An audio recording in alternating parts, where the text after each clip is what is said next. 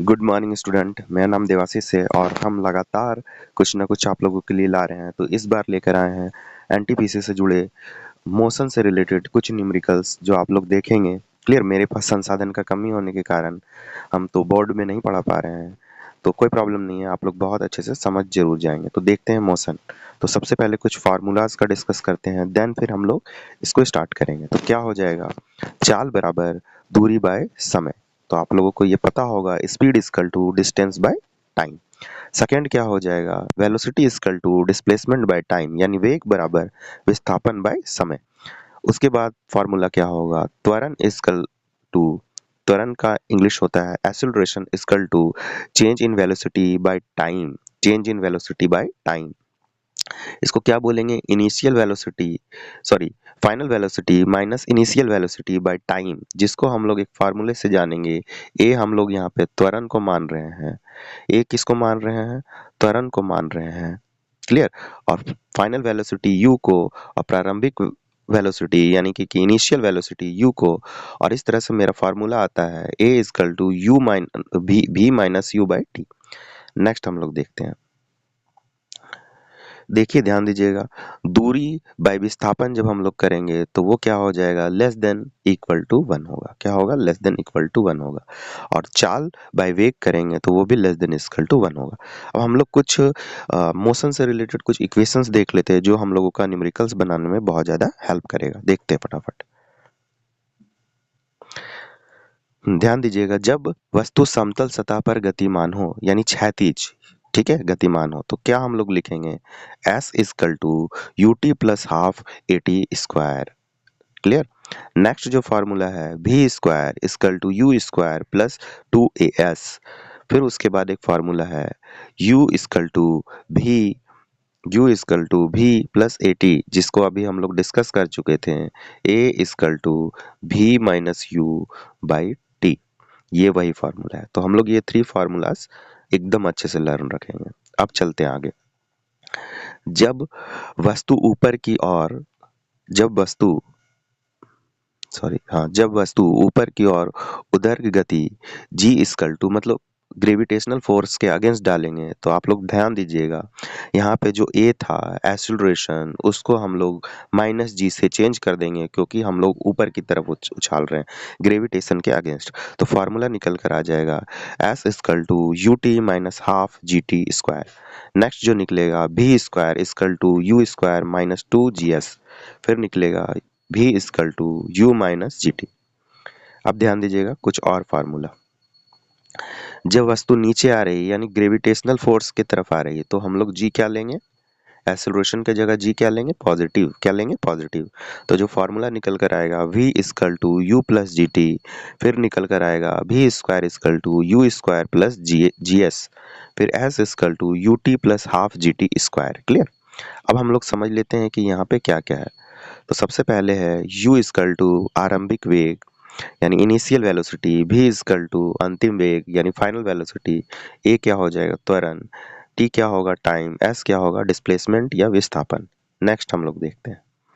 अब हम लोग कुछ न्यूमेरिकल्स को यहाँ पे सॉल्व करते हैं। क्लियर।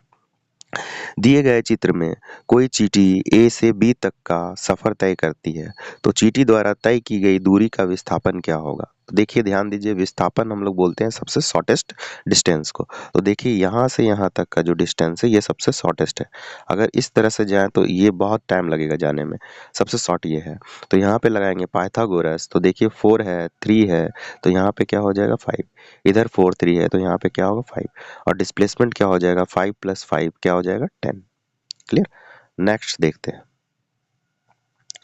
निम्न चित्र में अगर कोई पिंड 2.5 चक्कर लगाता है तो दूरी का विस्थापन क्या होगा। बहुत इजी है। तो यहाँ से देखिएगा, स्टार्ट कर रहा है, ध्यान दीजिएगा 1 मिनट, हाँ, यहाँ से देखिएगा स्टार्ट कर रहा है और यहाँ पे खत्म कर रहा है। क्लियर।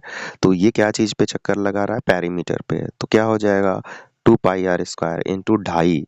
बस आप लोगों को पता है रेडियस यहाँ पे कितना है, 7। क्लियर। यहाँ पे इमेज में गिवन है, क्योंकि यहाँ देखिए चित्र लिखा हुआ है, तो 7 है, तो 7 रेडियस में पुट कीजिए तो आपका जो आंसर निकल कर आएगा 110 मीटर। और विस्थापन यहाँ पे क्या हो जाएगा, क्लियर, ये दूरी हो गया। और विस्थापन जो शॉर्टेस्ट डिस्टेंस, यानी ए से चलना स्टार्ट करेंगे और बी तक पहुंच जाएंगे, ए से चलना स्टार्ट करेंगे बी से पहुंचेंगे। तो इधर रेडियस 7 और इधर 7 क्या हो जाएगा 14। नेक्स्ट हम लोग देखते हैं। नेक्स्ट जो क्वेश्चन है वो है, यदि यदि कोई कार 72 किलोमीटर पर आवर की रफ्तार से चल रही है तो 5 सेकंड के बाद उस पर ब्रेक लगा दिया जाता है, तो कार की आरोपित मंदन क्या होगी? मंदन का मतलब है रिटार्डेशन क्या होगी? क्लियर। तो देखते हैं हम लोग। u equal to 72 kilometre hour per hour into 5/18। तो इसको हम लोग क्या कर सकते हैं, इसको चेंज कर सकते हैं मीटर पर सेकेंड में। क्लियर। और फाइनल जो वेलोसिटी होगी u इक्वल टू 0 और t equal to 5 second. Clear. और a इक्वल टू निकालना है, वेरी इजी है। इनिशियल में हम लोग क्या करेंगे, सब्ट्रैक्ट कर देंगे। तो देखिए यहाँ पे फाइनल में इनिशियल को, तो क्या हो जाएगा, v मेरा है 0 और ये है 72। क्लियर। बाय टाइम मेरा कितना है 5 सेकेंड। तो यहाँ पे कितना हो जाएगा, डिवाइड कीजिए। क्लियर। डिवाइड कीजिए तो आ जाएगा आप लोगों का, ठीक है, कितना आ जाएगा, सॉरी इसको बताते हैं 1 मिनट। तो क्या हो जाएगा, देखिए यहाँ 20 सेकेंड है, तो 0 माइनस 20/5, तो यहाँ पे डिवाइड करेंगे तो 4 आ जाएगा माइनस में, यानी कि -4 मीटर स्क्वायर। ये था मेरा रिटार्डेशन, यानी माइनस जो शो कर रहा है वो रिटार्डेशन को शो कर रहा है, यानी मंदन को।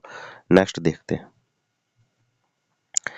एक मोटर कार जिसका द्रव्यमान 1200 किलोग्राम है और 72 किलोमीटर पर आवर के वेग से चल रही है, उसे ब्रेक लगाकर 80 मिनट के विराम अवस्था में ला दिया जाता है, मंदन बल क्या होगा? वेरी इजी है।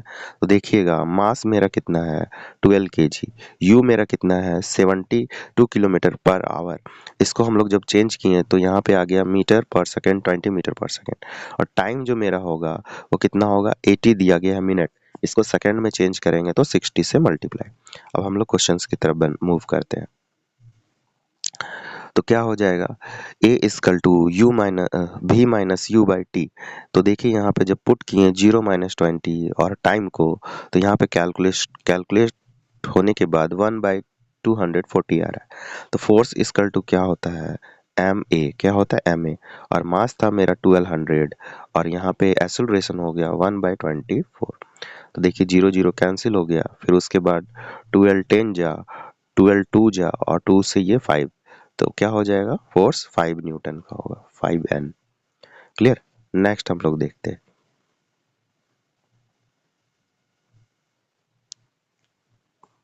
नेक्स्ट देखते हैं, दो कण P और Q एक बिंदु A से 15 मीटर पर सेकेंड और 20 मीटर पर सेकेंड के वेग से एक ही दिशा में गुजरते हैं और 20 मीटर पर सेकेंड के वेग से एक ही दिशा में गुजरते हैं, पर उनकी त्वरण अलग अलग है। जब पी क्यू के साथ बिंदु बी पर आता है तो पी का वेग 30 मीटर पर सेकेंड है, बिंदु बी पर उस वेग क्यू का क्या वेग होगा? तो देखते हैं, बहुत ही अच्छा क्वेश्चन है ये। तो यहाँ पे देखिएगा, ये दोनों को हम लोग क्या करेंगे, बराबर, v1 minus u1 equal to v2 minus u2। Clear, क्योंकि दोनों बराबर है। तो आगे चलते हैं, बहुत ज़्यादा इजी क्वेश्चन था। देखिए 30 माइनस 15, तो यहाँ पे v2 निकालना था, x माइनस 20, तो कैलकुलेशन करने के बाद आ जाएगा 35। क्लियर। नेक्स्ट हम लोग देखते हैं, एक कार की गति 10 सेकेंड में 20 किलोमीटर पर आवर से 50 किलोमीटर पर आवर तक बदल जाती है, तो त्वरण क्या क्या होगा? ठीक है, तो देखते हैं। देखिए यहाँ पे 20 से 50 हो जाएगा तो 50 माइनस 20, यानी कि ये हो जाएगा मेरा final minus initial by time 10 second, तो यहाँ पे क्या हो जाएगा 3 किलोमीटर। क्लियर। अब 3 को जब हम लोग यहाँ मीटर पर स्क्वायर में चेंज करेंगे तो यहाँ पे मेरा 5/18 से डिवाइड करना होगा, तो मेरा जो आंसर निकल कर आ जाएगा वो डी। नेक्स्ट देखते हैं, यदि किसी कण पर कार्यरत दो वेग क्रमशः 5 मीटर पर सेकेंड तथा 12 मीटर पर सेकेंड का परिणामी 13 मीटर पर सेकेंड का वेग है, तो प्रथम दो वेगों का अंतर कोण क्या होगा? तो ये हो जाएगा आपका 90 डिग्री। तो देखते हैं कैसे इसको निकालते हैं। तो देखिए एक फार्मूला होता है, R equal to root under A square plus B square plus 2ab cos theta. यहाँ पे a जो डिनोट कर रहा है, ये डिनोट कर रहा है इनिशियल वेलोसिटी को और b फाइनल वेलोसिटी को। जब यहाँ पे पुट किए तो देखिए जो एंगल निकल कर आ गया 90 डिग्री। नेक्स्ट देखते हैं। एक कार एक स्थान से दूसरे स्थान तक 60 किलोमीटर पर आवर की चाल से जाता है तथा पुनः उसी स्थान पर वापस 50 किलोमीटर पर आवर की चाल से आता है तो पूरी यात्रा का औसत क्या होगा? वेरी इजी है। आप लोगों के पास जब भी दो चाल हो तो आप लोग ये दोनों को इनटू कीजिए और एक बार दोनों को डिवाइड कीजिए तो आ जाएगा आप लोगों का। ठीक है, तो यहाँ पे देखिए दोनों को इनटू किए और दोनों को प्लस किए। ये ट्रिक होता है और आप लोगों का आ गया। ऐसे बनाना चाहते हैं तो ऐसे भी बना सकते हैं, x/60 plus 50 by sorry x/50। Clear? x यहाँ पे क्या है? डिस्टेंस है। समझ में आया? ठीक है, और आप लोग इस तरह से निकाल सकते हैं। नेक्स्ट चलते हैं। नेक्स्ट क्वेश्चन है, कोई पिंड v वेग के ऊपर फेंका जाता है तो ऊंचाई पर जाने के बाद पुनः पृथ्वी पर लौट आता है तो उसका विस्थापन का अनुपात क्या होगा? दूरी और विस्थापन का अनुपात क्या होगा? तो देखिए जाता है और आता है, यानी कि जाने में h और आने में h, तो यहाँ पे क्या हो जाएगा? 2h। विस्थापन क्या हो जाएगा? क्योंकि जहाँ गया था वहीं आ गया, उसका मतलब कि यहाँ से स्टार्ट हुआ था फिर यहीं पे आ गया, तो विस्थापन 0। तो यहाँ पे जो आंसर आएगा इन्फिनिटिव, बिकॉज 1/0 क्या होता है? इन्फिनिटिव। नेक्स्ट चलते हैं। एक वायुयान धावन पथ मतलब कि दौड़ने वाला जो ट्रैक बना हुआ है 100 मीटर पर सेकंड के वेग से उड़ान भरता है। यदि वायुयान अपने विराम स्थल से 10 मीटर स्क्वायर के एक समान त्वरण बढ़ता है तो अपेक्षित वेग प्राप्त करने के लिए धावन पथ की लंबाई कितनी होगी? तो वेरी इजी है ये भी। देखिए पथ की लंबाई जैसे लेट कर लेते हैं s, तो देखिए s इक्वल टू ये फार्मूला होता है, आप लोगों को पता होगा, s equal to U T plus half A T square. तो यहाँ पे क्या हो जाएगा? जो इनिशियल है वो 0 है, फाइनल मेरा क्या है? 100 मीटर पर सेकेंड, और त्वरण मेरा क्या है? 10 मीटर स्क्वायर, और इसको जब पुट करके कैलकुलेशन करेंगे तो देखिए मेरा आ गया 500 मीटर। क्लियर? तो आज के लिए इतना ही। प्लीज़ मेरे चैनल को लाइक शेयर और सब्सक्राइब करें। बहुत जल्दी अगेन फिर से न्यूमेरिकल आने वाला है। आज के लिए इतना ही। धन्यवाद। Thank you.